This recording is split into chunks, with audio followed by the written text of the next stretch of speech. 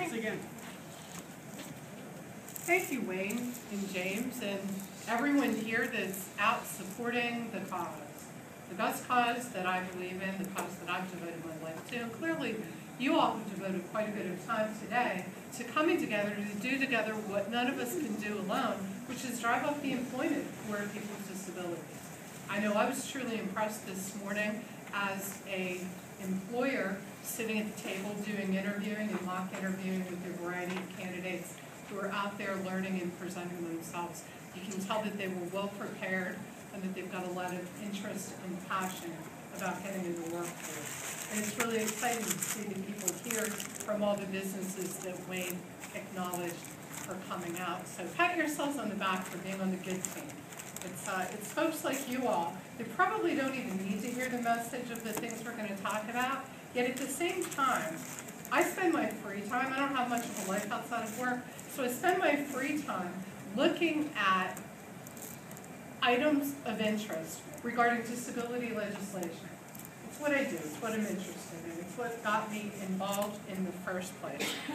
Emily Coder and Jeff Lambert are here with me, and Jeff, I promise I'll give you time to eat later, but Jeff is going to help me with the visuals of what we're looking at. I've given you all a couple of handouts that just kind of serve as the basis of some updates regarding the Americans with Disabilities Act, the proposed rule change for the OFCCP, Federal Government Contractor Regulations, which I know many of the folks here are interested in. Those of you with the government have already been part of the enhanced hiring initiatives, the selective placement process for people with disabilities. But I think everyone here knows that now that the ADA has been amended to be more specific as to who is a covered person with a disability, the Department of Labor's Office of Federal Contractor Compliance Programs is now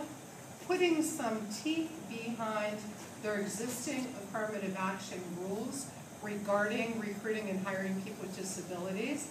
And there's a brand new rule pending that, according to the Office of Federal OFCCP, can I say that so without thank you? I'll be here all day if I say all the initials. According to the OFCCP, the proposed rule enhancements may go into effect in April. Now, that was an announcement put out on December the 12th that the proposed rule enhancements might be taking place. So how does all of this new ADA definition, more contractor compliance, and finding people with disabilities, how does that all affect our day-to-day lives? Have you guys found that there's more of a top-down interest in bringing people with disabilities into the workforce? I know I've been talking with some of you prior to the presentation. You know, I know personally my phone at the Sierra Group is ringing with people saying, we've got to find candidates with disabilities. What do we have to do? Can we get training? Hey, can you be my linkage partner? I mean, it's like, hey, can you be my Valentine? What does it really mean to have a linkage partner? We've all invoked rehab. OVR has been linkage partners to every employer for as long as OVR has been in business. That's what you do, right, Rob? You reach out and you link with business to help them find candidates. Well, let me back up for a minute to the Americans with Disabilities Act amendment. I gave you all what I think is a really easy read on the updates to the ADA that passed January 1st of 2009. I think it's easy because I co-authored it with a lawyer. She used to be a special ed teacher, so she speaks English. I only speak English. I don't speak lawyer because I'm not one. So we co-authored an article that just took a practical look at what the changes are to, and you guys have a handout with the hyperlinks, and better than that, I will give this to Kathy, who will email you the handout where you can click and get to the resources. No need to take notes or be bored with PowerPoint over lunch. So all this information will arrive in your email bin later. But when you look at the ADA, the reason it was amended in 2009 was that more than 70% of cases brought for discrimination under the ADA were thrown out of court at summary judgment before they were even heard The reason being failure to meet the definition of disabled. If you were a person, a cancer survivor like I am, and you're completely free of the disease, you were no longer a covered person. If you were a person with diabetes and you were taking your insulin and your levels were where they should be, you were not a person covered under the ADA. If you were a veteran, you went off to war, you lost a limb due to serving your country, you came back, you got a prosthetic device, you're able to walk again, you're even able to run, you were not covered as a person with a disability. Well, that was kind of silly when you really thought of it, because the discrimination can certainly apply in any of those instances. So that was one of the impetuses behind the reauthorization of the ADA. And the other thing, you know, there are a lot of HR and recruiters in the room here. Back me up. The old ADA, you tried to figure out what the heck are they talking about? What is a major life activity and what is a major bodily function? You know, for me, a major life activity is tomorrow. It's Valentine's Day. Am I getting flowers? You know, I mean, there are like certain things that are major to all of us that really were never clear to HR. Well, as you can see on page 10 of your handout, where this will come to you electronically later, major life activities are now clearly defined as an activity that constitutes caring for oneself, performing a manual task, speaking, seeing, breathing, hearing, learning, reading, eating, sleeping, concentrating, walking, thinking, standing, lifting, bending, communicating, and working. If you have an impairment, a physical or psychological disorder, or a cosmetic disfigurement that affects one or more of your major bodily symptoms, and you can't perform one of those major life activities, then you're likely to be a covered person with a disability. So what are major bodily functions? They're listed in the top middle of page 10 of your handout. Functions of the immune system, normal cell growth, digestive, bowel, bladder, neurological, brain, respiratory, circulatory, endocrine, reproductive functions. The addition of functions of the immune system in normal cell growth indicates the intent to include as disabled those with HIV or cancer without regard to manifestation of the disease at the current time. Now, a lot of business groups said, well, my God, everybody's covered. If you wear eyeglasses, you're a covered person. Well, it goes on to explain that just wearing a normal prescription to correct your lenses does not render you to have an impairment of a major bodily function. So combine the two. Take these paragraphs. Most business people that I deal with on a regular basis said, thank God that at least there's a non-exhaustive list that I can go to, because guess what? If an employee comes to you because they're having trouble seeing, because they have a visual impairment, and it's affecting their ability to concentrate for 8 hours at work, wouldn't you rather accommodate them than lose them? You now can go to the ADA and accommodate them through the interactive process.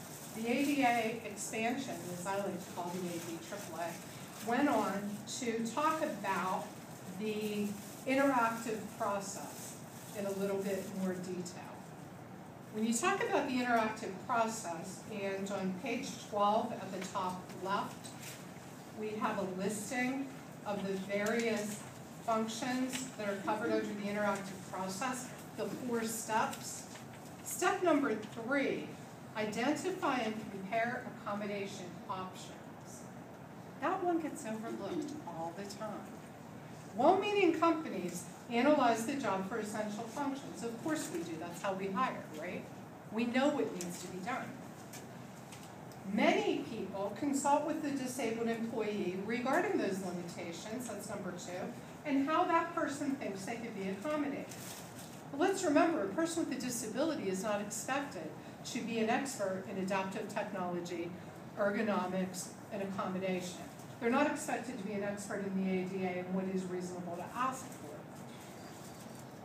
They do have a preference for what they want, which is the 4th prong of the interactive process, but most businesses that we see get in trouble for not properly accommodating under the ADA are missing prong number 3. They are not identifying and comparing accommodation options. We work with companies across the country after they're in trouble. The ADA suit was filed, or the EEOC is walking down their back saying what hasn't happened yet. Most of them are not realizing Prong 3 means, as an employer, you have every right to go out there and do an assessment of what's going to work. And if the candidate's supported by OVR or VRE or another agency, they may very well partner with you and send the rehab engineer out to do the assessment. Now I'm going to admit to shameless self-serving plug, the Sierra Group Inc. has a rehab engineering department. It's been in place for over 20 years now, and we go out and do those assessments, and OVR often sends us. But in that work, we're out there fixing the problem before it happens and keeping the job or bringing the person the job, which is really why we're all together today, because we're on the same page. But it's when a company thinks that they can only follow 1, 2, and 4, that they don't go ahead and analyze and identify what accommodations are out there, they end up in trouble. Somebody recently, we're working on a case in another state, the person was provided with Dragon, naturally speaking, as an accommodation, because it's what she asked for. It didn't work for her, and she didn't have any training, and it didn't at all let her do the essential functions of the job. And the employer says, hey, I gave her what she asked for. They didn't bother to look around to see what was out there that they could have given her, that could have saved her job, so now her lawyer's talking to them about that. That's never where you want to be. And I don't think it was the true intent of the ADA in being amended to make that happen. Laws and regulations exist so that the largest group of unemployed Americans, including disabled veterans, have a chance at getting work. That's what we're all committed to, or we wouldn't be here. Now, when you think about the ADA and its strengthening, I kind of love, kind of hate that the federal government, and hopefully you folks at the U.S. Department of Labor won't go back and tell on me, but I kind of love and I kind of hate that the government is now saying to any business who is a contractor, $10,000 or more a year in services, anybody that contracts with the government now has to abide by, in greater measure, where they're looking to cite you during a desk audit proactively if you're not affirmatively recruiting, interviewing, hiring, retaining, and promoting workers with disabilities. Now, the mandate that was put on the federal government to hire more folks with disabilities, I believe, was 1%. Was it 1% or 2%? It was goal, 2% for hiring for the federal government. Now, here's where, as a business owner, I have to say, like, hey, no fair. The same federal government tells me, as a private federal government contractor, 7% of my workforce should be people with disabilities. Where does that come in? Well, they claim it came out of the census data. So, okay, fine. It's not a mandate, this 7% goal, but guess what is a goal? It's a goal that's going to be tracked and measured too, if and only if the enhanced rules about people with disabilities, in fact, we can go to the OCCP section. If those enhanced rules pass in April of this year, there are going to be a lot of new things to consider and track regarding recruiting and hiring candidates with disabilities. The goal, I think, is the least of our worries. It's the proactive data gathering. And here's the biggest, in my opinion, here's two biggest things we should talk about should the OFCCP rules be changed. Are we asking, in a manner that doesn't violate the ADA, whether or not the applicants who are coming to us are people with disabilities? And are we keeping track of it? Because if you're not, because you thought you shouldn't ask until you hired them, how in the heck are you going to fill out the mandatory form for OFCCP when they sit down to do a desk audit and they say, how many people with disabilities have you recruited? I don't know, we're not supposed to ask. You are allowed to ask people to voluntarily disclose. And if the rules change like they're proposing they change, they're going to mandate that a federal government contractor in the recruiting process ask that voluntary question up front. Kind of counterintuitive to the original ADA training we got, which kind of focused on don't ask, if they tell you, and kind of counterintuitive to what those of us in the room that are voc rehab professionals have told people for years.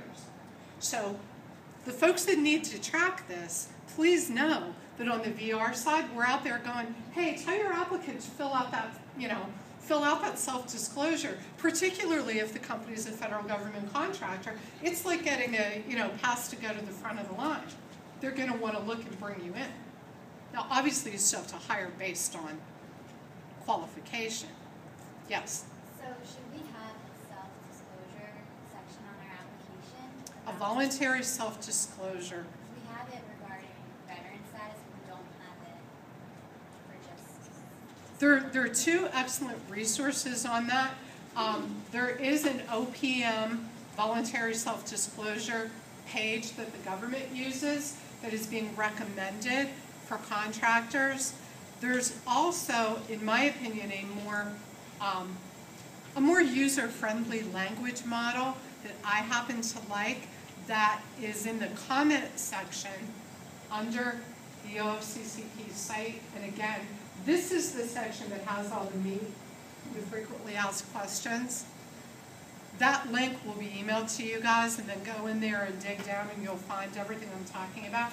But the American Association of People with Disabilities, AAPD, during the comment period, suggested what I think are some excellent language models to use around your voluntary self-disclosure question. They also make it clear that it's voluntary. They make it clear why it's being asked, and they include the ADA definition of whether or not you have a disability. Because don't laugh. A lot of people reading that go, well, I don't know if I have a disability. Because you don't know what you don't know. Some of us know. An apparent disability, most people know that they have. All the covered people that we talked about that have a bodily function impairment that affects a major life activity, there are candidates out there that don't know they are a covered person. Therefore, you've got people in your existing workforce who are people with disabilities who have never self-disclosed because you never asked. Well, guess what? Should the new rule pass, there will be a mandatory yearly census of your existing workforce asking for voluntary self-disclosure. And again, if you use, in my opinion, only my opinion, the AAPD language model, it's user-friendly, it's non-threatening. It speaks to a person. It's also a model that's put out by the American Association of People with Disabilities. So it's people first. Nothing wrong with the OPM questionnaire, which is technically perfect.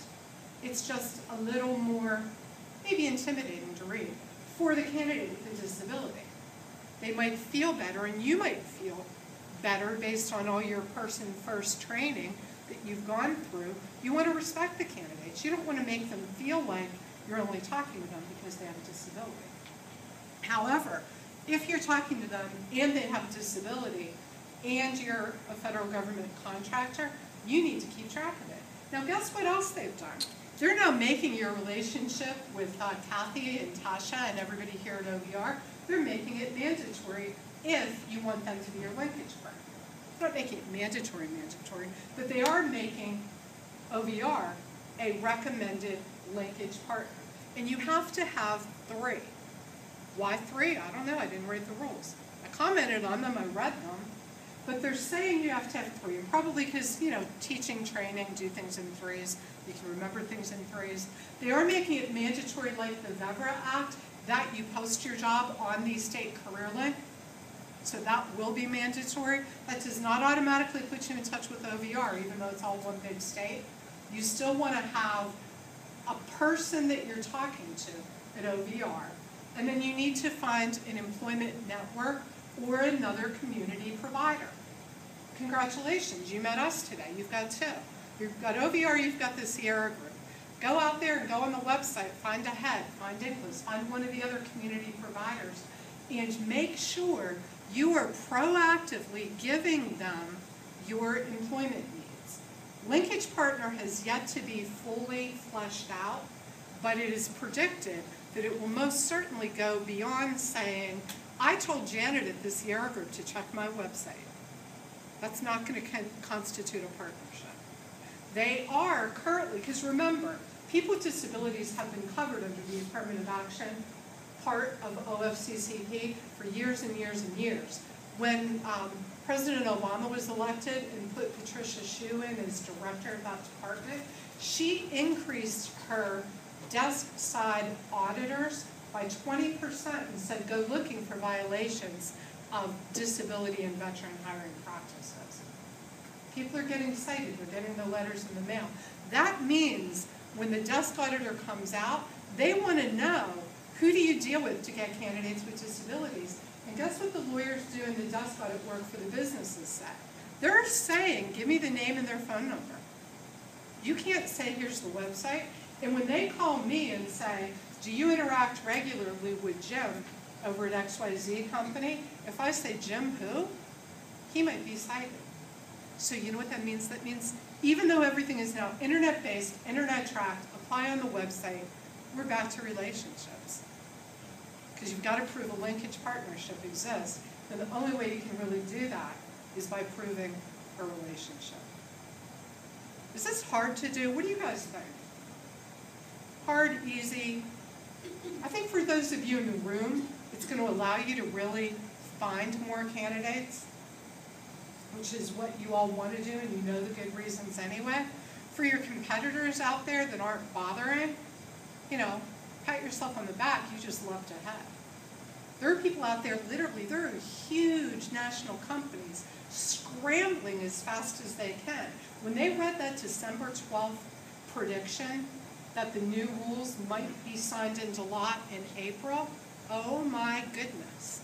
People are asking what I call ADA 101 questions. People think the ADA is being reauthorized. I mean, it's really kind of funny what's not known. But I can tell you, honest to God, the answers to the questions, the fact sheets that are in here, it so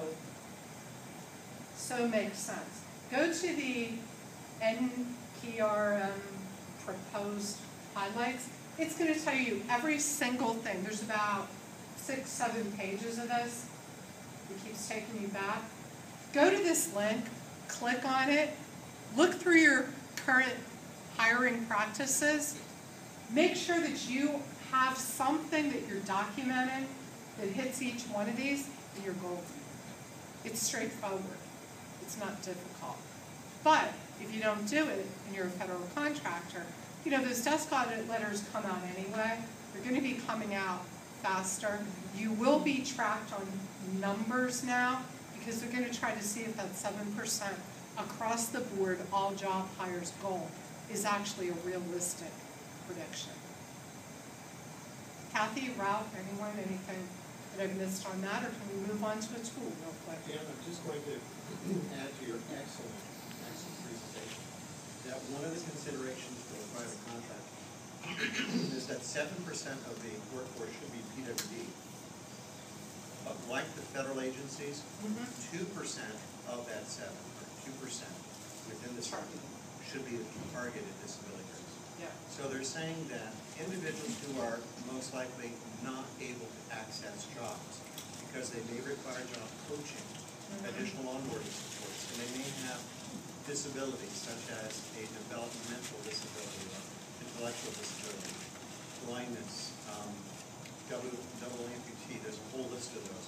The OPM form kind of gives you that a little bit more in a defined way. So anyway, just adding that clarification. Yes. 2% targeted disabilities will be part of that federal contractor group. And 1 out of every 4 businesses in the U.S. is a federal contractor. I know. So we're talking. I know. We're talking about a large group of people. When you first hear federal contractor, when I first read about this rule, I'm like, oh, the defense contractors, blah, blah, blah. I'm like, oh, wait a minute, I read it. I'm a federal government contractor. I meet the qualification, you know. Many companies actually are, and a lot of them just haven't thought about it yet. So the good news is, the people you met this morning, you did a lot of recruiting. You know, I count up how many people I talked to. Mark it down. You know, everybody's got their own tracking systems, but you want to make sure you're tracking. You want to make a record that you participated in today's event because that's one of your outreach requirements. And when you're looking for candidates, I will tell you, given the fact that our phone started ringing and ringing and ringing about a year and a half ago when the proposed rules were being batted around and when those desk audit letters were going up and up. We were approached so often for our national contacts with candidates who are people with disabilities that we actually recently partnered with the National Job Board company, a DCO, who does diversity job boards across the country. And together with a DCO, on October 18th, we launched recruitdisability.org. The whole purpose of it is to invite the tens of thousands of job seekers that were already in our database and all the job seekers that we meet on a daily basis to post their resumes in the Recruit Disability Job Board, and the businesses can go there. $99 gets you 3 postings and a check on your OFCCP compliance. It was never my desire to do that. I believe that placement should be able to happen organically like it always did, but businesses were clamoring for an automated tool. The new laws and regulations were demanding it, and people with disabilities have a right to be highlighted on a niche job board, just like nurses and healthcare providers and other individuals. So when we were approached by a DCO, I said, why not take what we have, use what we have, because really, it's working together. The job board also, and it's being updated regularly, it also has currently some articles that are featured articles about disability. You can go there. That's being updated. Jeff, who's working with Sierra Group right now, is helping me make the Recruit Disability on Twitter and Facebook come to life with podcasts, articles, content, information. I'm going to be tweeting out the link and the information to the OFCCP frequently asked questions section we just talked about, because you have to dig kind of far in the website to get to what, in my opinion, is the most straightforward explanation of most of what's happening. So I'll tweet that out in hopefully, how many characters? 140. I can't talk in less than 140 characters. That's why Emily and Jeff helped me with this. But getting the information out there, sharing it, we invite you all to take advantage of the Recruit Disability website if you have any questions. You know of a job seeker and they're talking with you and you're not going to hire them, send them to the website so the resume is available. You want to post some of your jobs, you want to try it out. Samantha or Emily from our company would be happy to talk with you. So, as I always like to say, it's only working together that lets us continue to chip away at the high rate of unemployment for people with disabilities. And I'm honored to be in the presence of all of you today who know that and are doing it. So thank you for your commitment.